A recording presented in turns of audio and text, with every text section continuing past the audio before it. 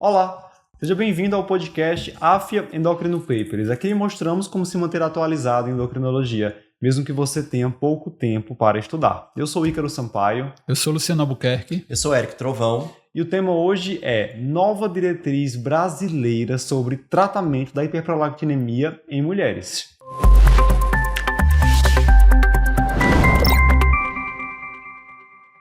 Bem, nós já gravamos um podcast falando sobre a diretriz de diagnóstico de prolactina elevada em mulheres.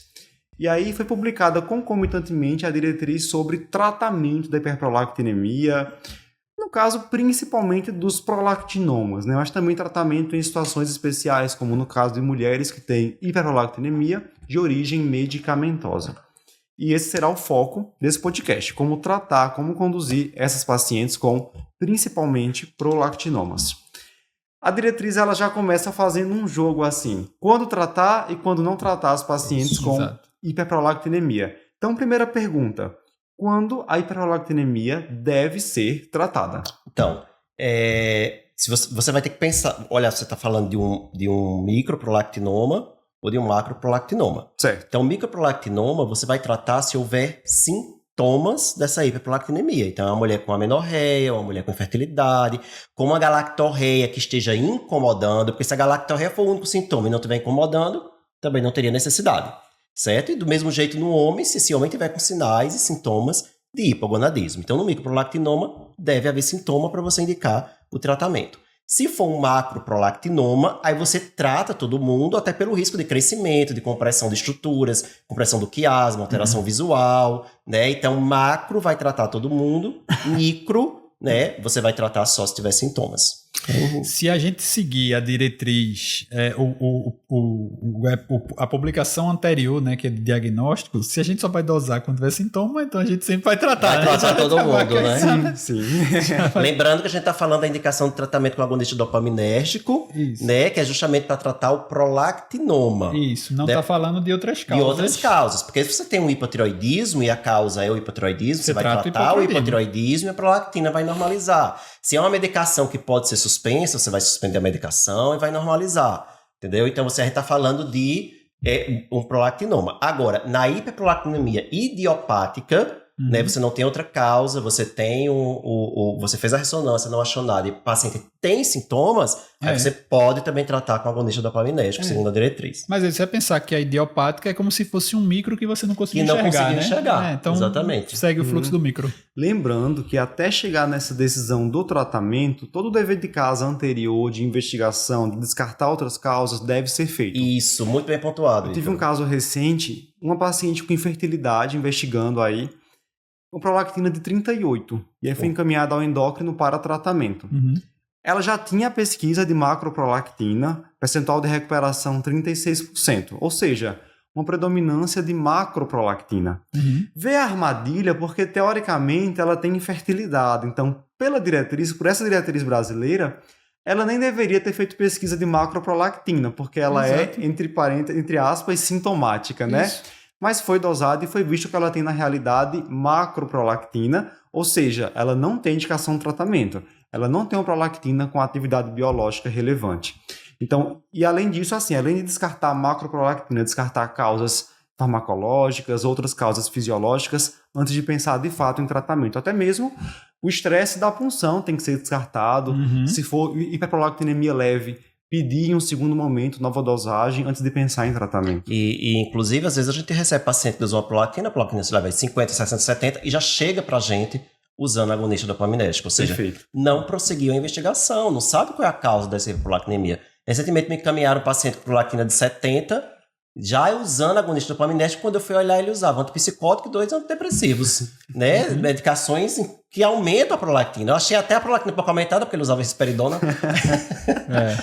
Enfim, não tem indicação de... Inclusive, que a gente vai falar, né? Mas você iniciou a agonista dopaminérgico e quem está fazendo tratamento psiquiátrico, você pode atrapalhar o tratamento psiquiátrico. Exato. Né? Então, a conduta foi parar e enfim. Então, assim, tem muita coisa a ser feita antes de chegar aqui nessa indicação de tratamento, tá certo? Muito bem. E quando é que a gente não vai tratar as pacientes com hiperprolactinemia de acordo com essa diretriz brasileira? Então, se a paciente for assintomática. Certo. Um microprolactinoma assintomático. E o macro, a gente tem que ver se realmente é um macroprolactinoma. Ou seja, se você tiver um macroadenoma com um nível de prolactina que não seja compatível, volta lá na aulinha de diagnóstico para ver como é que faz a investigação de saber que aquilo ali realmente é um macroprolactinoma ou não, né? Porque se tiver um macroadenoma e a prolactina não é compatível, a gente tem que afastar que seja pseudo, né? Que aí você vai entrar... É um pseudoprolactinoma. Eu achei curioso que a diretriz fala que se for um paciente que tem, por exemplo, um microprolactinoma e que a manifestação, por exemplo, é alguma irregularidade menstrual ou amenorreia, mas ela não quer tratar, falando agora em tratar usando agonista dopaminérgico, poderia ser feito simplesmente um contraceptivo para essa paciente. Então... aqui eu já achei um pouco controverso. Isso talvez se encaixe mais quando a gente falar em hiperprolactinemia numa paciente que faz uso de algum medicamento que aumenta a prolactina. É você tratar um microprolactinoma com um contraceptivo, né? Porque vai ter o risco de que o estrogênio aí possa ter algum tipo de estimulação e você vai cair naquele cenário, né? Será que o macro um dia foi micro? E aí você começou o estrogênio e pode ter algum tipo de... Mas lembrando, né, que a orientação deles é se a fertilidade... ela não quiser ter filho, a contracepção for um desejo. Né? E aí a gente vê muito essa dúvida, né? O pessoal, o aluno do curso, ele manda muito essa dúvida, né? E aí, como é que eu vou tratar um microprolactinoma com anticoncepcional? Eu disse, olha, numa situação onde você não quer, não pode, por alguma razão, usar a cabergolina, né? Aí você vai caber. Acho que também, talvez essa recomendação venha do fato que a gente sabe que quando a gente inicia uma mulher que está ali com um prolactinoma, não está ovulando, está infértil. Quando a gente inicia a agonista dopaminérgica, essa prolactina cai, nela, sim, a fertilidade dá um boom, e aí basta um descuido e engravida. Então, uma mulher que não quer de jeito nenhum engravidar, eu acho que é isso que eu estou considerando, né? Talvez. A mulher não quer engravidar de jeito nenhum e você sabe que mas veja, a gente vai até conversar sobre isso depois, mas assim, já tá pulando muito assunto aqui, mas assim, quando ele fala de macro e gravidez, ele recomenda, inclusive, que seja um método de barreira, que a gente não use contraceptivo hormonal, né? Então, assim, é muito controverso o contraceptivo hormonal aqui, né? Mas, teoricamente, é uma paciente que você poderia não usar. Isso. Cabergolina, caso ela não Eu acho queira. assim, se a concepção é um problema, eu preferiria que, se essa mulher quiser, colocar um DIU. Concordo. E restaurar o eixo dela... Assim, biologicamente falando, de maneira mais natural. Isso. Até porque tem a questão de massa óssea envolvida, né? Que tudo bem, o contraceptivo também protege. Mas, poxa, será que protege tanto assim? Porque na IOP, por exemplo, a gente não sabe se o contraceptivo ainda não sabemos se protege tanto assim. Isso. Enfim, controvérsias. Ponto bem discutível. Bem, para quem tem indicação de tratar e a paciente quer tratar, qual é a primeira escolha? E aqui eu já vou fazer uma comparação com o guideline anterior, internacional. A diretriz brasileira traz como primeira escolha cirurgia ou terapia medicamentosa. E se for terapia medicamentosa, qual seria a primeira opção? Porque nós temos uma diretriz internacional publicada recentemente que descreve que se for um microprolactinoma, né, uma lesão bem delimitada, um centro com experiência em neurocirurgia, cirurgia transesfenoidal, poderia ser feito cirurgia como primeira opção para que a paciente não faça uso prolongado de agonista dopaminérgico. Isso foi uma novidade até então. A diretriz cita algo semelhante ou ela mantém terapia medicamentosa como sendo primeira linha? Não, ela mantém e ela só deixa a terapia medicamentosa. Ela ignora essa história total de cirurgia para microprolactinoma. E ela bota a cabergolina como primeira escolha disparado. Aí a gente vai jogar a controvérsia para o sentido oposto, né? Assim, veja, a experiência cirúrgica, tudo bem.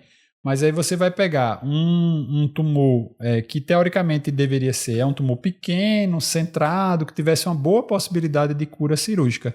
Um tumor pequeno, centrado, também vai ter uma grande chance de cura com agonista dopaminérgico. Então, assim, né? E sinceramente, com chance de complicações bem menor. Isso. Né? Se você fazer a cirurgia, quer queira, quer não, você tem ali uma chance de comprometer eixo gonadotrófico, mulher em idade fértil que ainda não tem filho. E você vai tirar ali, vai conseguir dizer, não, eu consigo tirar só o adenoma bem delimitado,zinho direitinho e vou deixar preservar todo o tecido hipofisário normal. Se tiver um sangramento aí no meio da cirurgia. Por isso que eles dizem que tem que ser um neurocirurgião muito experiente em hipófise. Então tá falando de neurocirurgião experiente De geral, né? No geral, não. Tô falando de experiência em hipófise. E eu concordo 100%, assim, o agonista dopaminérgico vai resolver isso tranquilamente. Assim, eu nunca concordei com essa orientação da Internacional. Estou acreditando que o pessoal todo, a diretriz também não concorda. Vamos citar os conflitos de interesse, né? Assim, essa diretriz que a gente está discutindo aqui é uma diretriz comum entre a ISBEM, a Sociedade Brasileira de Endocrinologia, e a FEBRASB. Então, a gente está falando de clínicos, endocrinologistas e ginecologistas. Não tem cirurgiões, né? Não tem cirurgião. Na diretriz internacional tem neurocirurgiões. Então, aí já entra... Porque, de fato, se eu trago uma evidência mostrando que um centro de excelência em cirurgia de hipófise, os caras conseguem remover a lesão, curar essa paciente, isso de fato tem um motivo para entrar na diretriz internacional. Sim, né? Não, mas com a possibilidade de ser levado em consideração. Assim, se fosse eu, Eric, eu tivesse um microadenoma, me dá um agonista dopaminérgico que vai resolver, eu vou lá no cirurgia. Claro. Mas enfim, tem isso que o Luciano falou, obviamente, tem neurocirurgião escrevendo.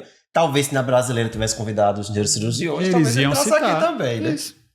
Assim, ainda em relação, então, realmente o tratamento é clínico, a droga de escolha é a cabergolina e ponto, né? Ela é mais eficaz, ela dá menos efeitos adversos, a menos chance de resistência ao tratamento, então é a cabergolina. E aí eles orientam também a dose inicial, né? Se é um micro ou se é um macro. O microprolactinoma, né? Eles orientam você fazer 0,25, que seria meio comprimido, a 0,5, que seria um comprimido de cabergolina por semana. Começar com essa dose e aí ir titulando, dependendo da resposta da clínica. Cada 8 semanas, né? A cada 6 a 8 semanas dosar prolactina. E se for um macro prolactinoma, eles orientam começar com a dose de meio, né?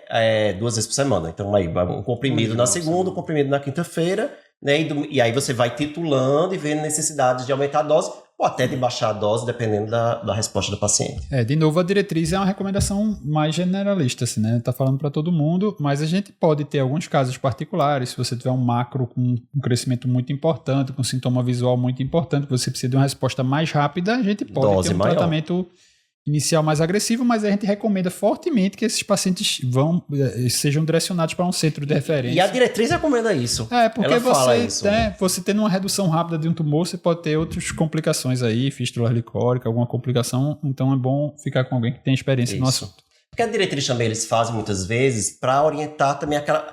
O médico, às vezes até o clínico também, para ter uma orientação, ou o endocrinologista que não está no centro de referência, não tem experiência com prolactinoma, né? Inclusive eles botam lá, em situações como essa que o Luciano falou, mandar para um centro de referência em neuroendócrino. Exato. Outro ponto abordado pela diretriz é sobre efeitos adversos dos agonistas dopaminérgicos. Eles destacam que a cabergolina é a primeira escolha por vários motivos, né? Por ser mais eficaz, posologia mais cômoda e também por ser melhor tolerada. Mas mesmo assim ela pode causar alguns efeitos como cefaleia, hipotensão postural, tontura, manifestações gastrointestinais como náuseas, até mesmo refluxo gastroesofágico. E ele traz algumas recomendações sobre como minimizar esses efeitos adversos, e a principal seria em relação ao momento da tomada, né? Que a gente geralmente já orienta isso na prática, que o paciente toma de preferência a medicação à noite, né? Isso. Após a refeição. Após a refeição, quando for deitar, isso consegue minimizar todos esses sintomas. E geralmente, assim, pelo menos quando em doses mais baixas, eu costumo ver no dia a dia que os pacientes conseguem manter sem maiores problemas. E também essa orientação que você começa com doses mais baixas e vai titulando à medida que for sendo necessário também se você começar uma dose muito alta, sem a necessidade, sem a indicação que o Luciano citou, né?